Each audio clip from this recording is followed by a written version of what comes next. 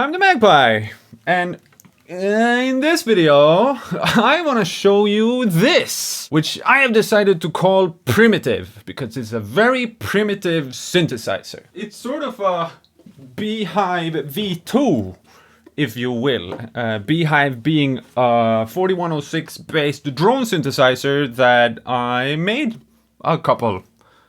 And yeah, this is sort of the continuation of that. So in this video, I'm gonna make a lot of noises with it and show you what it's all about, but I also want to give sort of an introduction to how you can go about building one yourself. At least showing you sort of the different building blocks and pointing you in the right direction, because it's a really primitive thing, so it's very easy to build yourself. So it's kind of a perfect getting started with synthesizer electronics for a beginner. And I think that what I am gonna do is actually make like a proper little tutorial series on a lot of funny things you can do with the 4106 setup that you don't necessarily see a lot of people doing, I guess. Like, at least I have had to figure it all out myself, because even though it's very straightforward and easy when you know where to play around or like what to do, it's still kind of nice to get like a little nudge.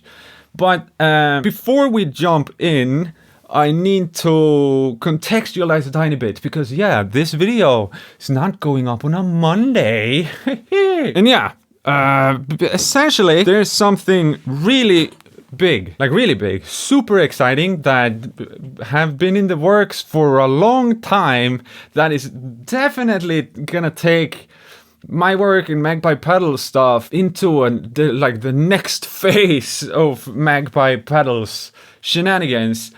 And one of the consequences of that is that everything that I have made up until this point, that point being in like a month or so hopefully a lot of you stick around to get to know what that's all about, because I'm not necessarily gonna say more now, but it's very exciting. But yeah, everything that I've made up until this upcoming point is no longer going to be things that I prioritize making at all. Meaning that all of the things that I've made that I have yet to really release, I need to release now so that I can discontinue them and sort of start open sourcing them, if you will. Like I'm planning to hopefully create a lot of content in regards to, yeah, this is how you can make this thing that I have made yourself. So hopefully that's really exciting as well. And I figured that this primitive is a really solid showcase for that, because it's such a gloriously fun thing to make yourself. But that said, of course, I've made a handful and I do not intend to make any more. Drilling the enclosures alone is painful. But link is in the description to magpiepedals.com if you feel like picking one of these up.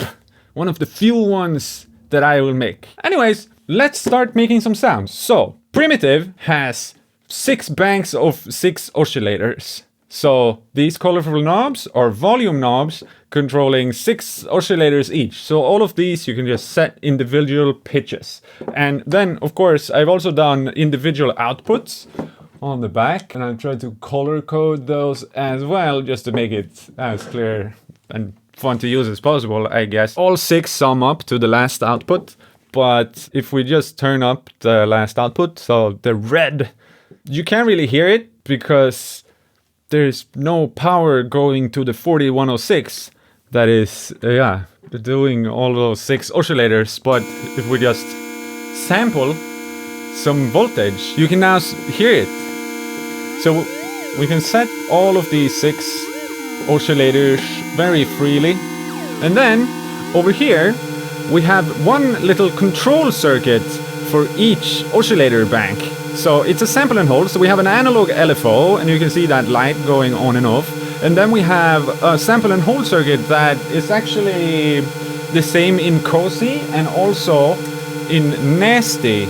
that we have over here, which is this crash sync circuit, but with a 4106 that, yeah, smashes your input signal into oscillators like this, and then you can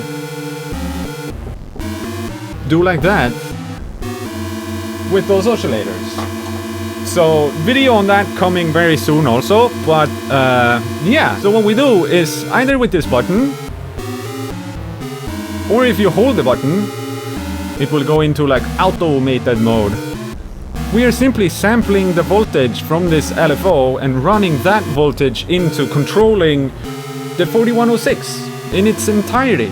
And what I noticed is that when I was playing around with it, it very much just sets the pitch for the entire ship. So all 6 oscillators, meaning that Primitive is kind of a polyrhythmic drone synthesizer.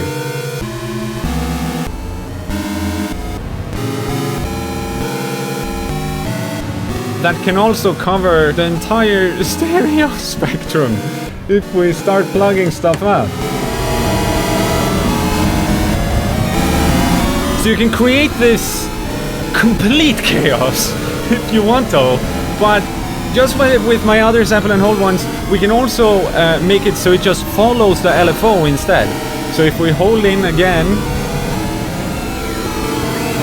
now these are just following the LFO instead. You can see it indicated by these LEDs just being turned on. It's as if the floodgates are open, and yeah, it's just constantly sampling, so to speak.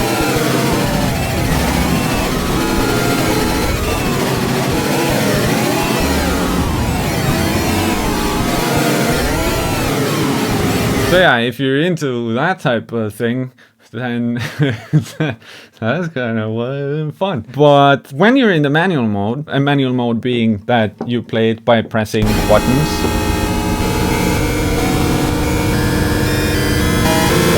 what you can also do in manual mode is just input a clock source. I have a drum machine here under the table, so if we start a bit of a beat, so if we turn it on, it starts up in manual mode. So if we just plug in the clock, now all of these oscillators are synced to whatever external thing you want to sync to. But of course you can make yeah, as many as you want, free instead.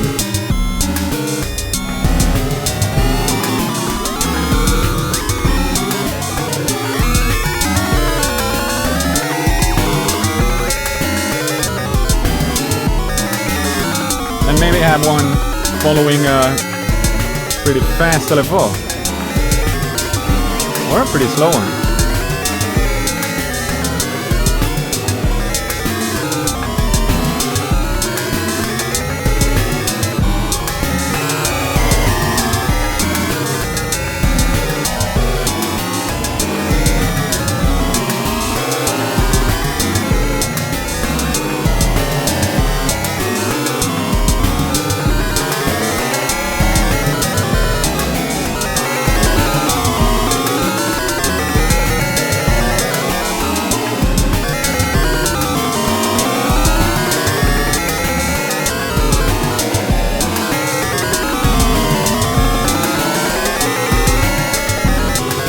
So at that point, is it even a drone synthesizer anymore?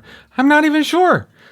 But it's, yeah, it's very fun to play around with, even though it is as primitive as it is. Because kind of regardless of how you tune it, you're gonna find your way wherever the way it takes you, basically.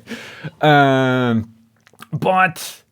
yeah, I might as well move ahead pretty fast here. Like, this is all it is. So if I just bring out a breadboard, I can start showing you the different building blocks. Because if you've never played around with the 4106 before, then I suggest just Googling 40106 oscillator. Because it is, in my opinion, by far the simplest oscillator circuit that you make, because it's literally 3 components. It's the 4106 IC here, the capacitor, and I'm gonna go with one UF that you just, yeah, you put on like pin 1, for example, to ground, and a potentiometer.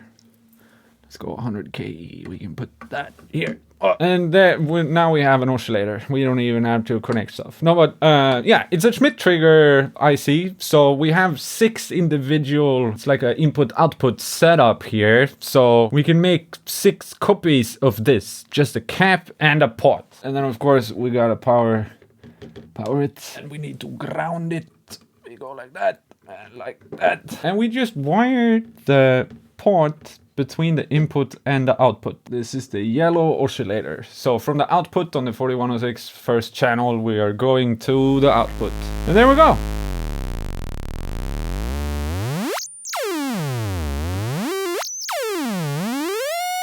And we can set a cap for the highest, actually. And with a cap, I don't mean a capacitor, I mean a resistor, but just so it can't go too high in pitch. From one of the ones, we just go 1K instead. So that's now our new highest pitch. Ugh.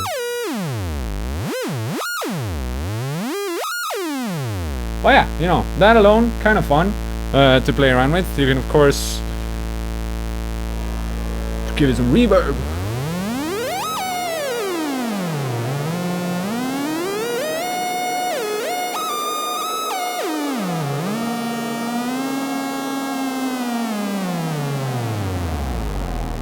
And, I mean, if you, for example, replace this one, the pot, with an LDR instead, which is a light-dependent resistor.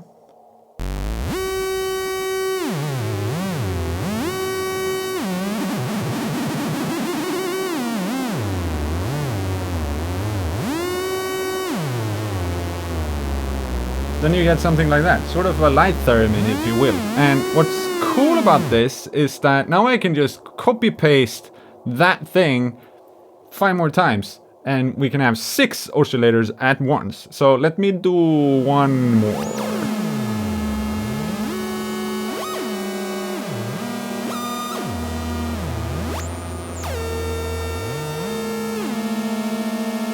So now we have 2 oscillators going like that. And of course, it's kind of annoying. This is now where we're getting into some Magpie magic here. It's kind of annoying to have to constantly go between both of them. So what I realized is that, of course, we don't necessarily need to power it with just a stable 9 volt. What happens if we vary the voltage that we power the 4106 with? And the easiest way to demonstrate something like that is to just create a voltage divider. So if we instead go with a pot, let's do a 10K pot, we just wire power through that pot, then to the power input pin of the 4106, we go with a resistor. I'm going 1K now. And then we have a listen.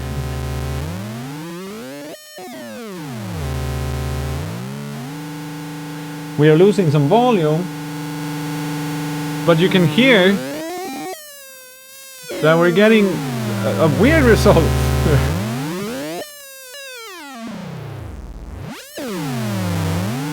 We're kind of getting into like APC territory. That's kind of cool.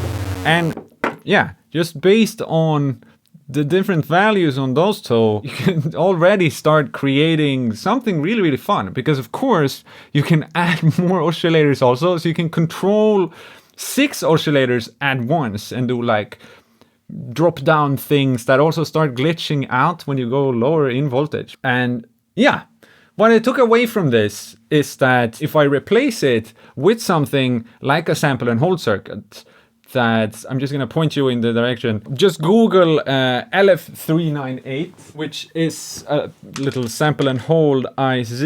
I'm going to show that in another video and do like proper shoutouts and references and stuff like that. And I'm also going to supply schematics and stuff if I have something to add over on magpiestuff.com So you can look forward to that. We're gonna take that when I make like a proper tutorial video, because with this sort of setup, you can start making a lot of funny stuff, even though it is this simple. So you're not necessarily limited to doing something like I did with a sample and hold.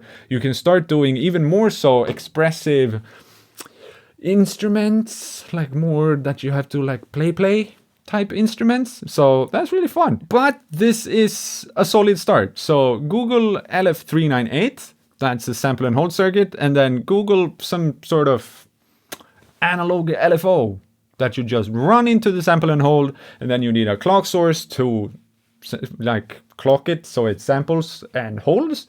And funny enough, the 4106 is like a perfect IC for that as well, because by just adding one more component, a diode, between the input and output, we are limiting the pulse width of the square wave oscillator that we have going on to be really short, like trigger pulses instead, and we can just use that for the sample and hold if we so wishes to.